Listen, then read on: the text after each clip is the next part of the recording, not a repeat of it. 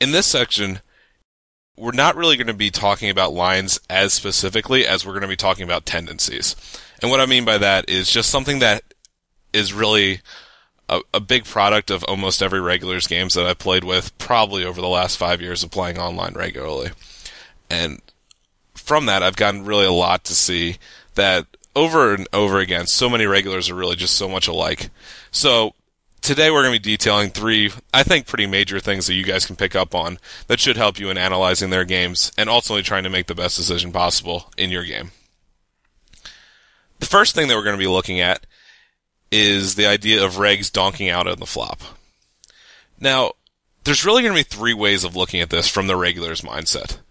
And by the way, that I broke down last video, I'm going to do for this video as well, is I'm going to try to take you inside the regular's mindset and what he's thinking at first. And then after we show his mindset and his line, then we'll take a look into what your reaction should be in order to counter what he's doing. So the first regular's mindset is just pure value on the donk out on the flop. I think this is obviously the most really basic thing and probably what you see the most of in your everyday games. So what is he thinking about? First of all, he's thinking about, I'm leading for value because I'm worried that the other players in the hand aren't aggressive enough. This can happen in a lot of different ways, that players aren't going to be aggressive enough for you to get all the money in, but the most likely scenarios are going to be that it's in a multi-way pot.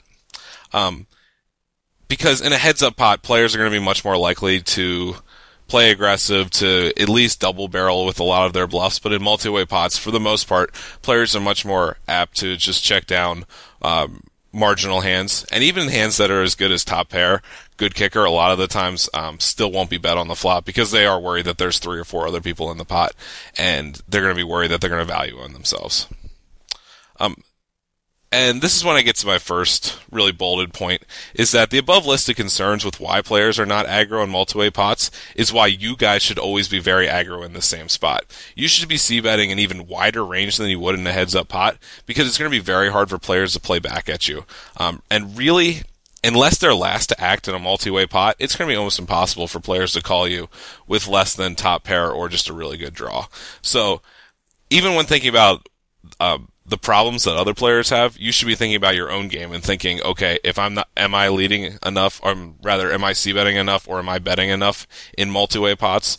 If the c-better checks to me, am I taking a stab more times than not? That really needs to be the case for you guys. So keep focusing on that aspect while we're thinking about another part of the game. Second thing that I was thinking about when docking is, I'm leading here for value because other players have too weak a range. This can also happen in a few different ways for why the range is so weak. The forms are going to be either they have a really wide opening range in general, and therefore they're just not going to hit that many boards and aren't that aggressive with c-betting the flop. The second scenario could be that the board doesn't hit a typical pre-flop raiser's range.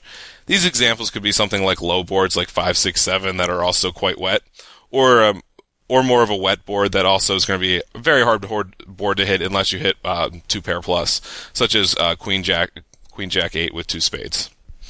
And then finally, or the board is just absolutely so wet that the only hands that will bet are the hands that absolutely crush the board, such as on Ace King Jack or Queen Queen 4.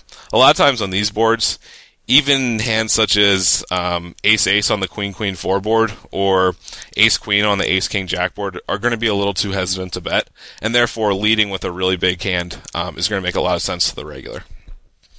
Finally, he's going to be leading for value because it looks weaker than a check raise does in general, and yet they can still get a lot of money in by the river.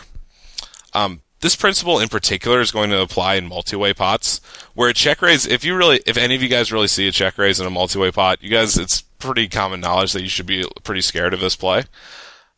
In general, I think regulars are using that tactic and saying, okay, if a check raise is just really scary in a multi-way pot, how about if I just lead at the pot? I can still get all the money in by the river if I go bet the flop, bet the turn, bet the river. And I can still eventually get all in. But at the same time, it's going to look less scary than a check raise. When in reality, a check raise and a lead in a multi-way pot should look to you about the same unless the player is a very tricky player, or is going to be looking at donking in a different way, like we'll talk about in a few minutes here.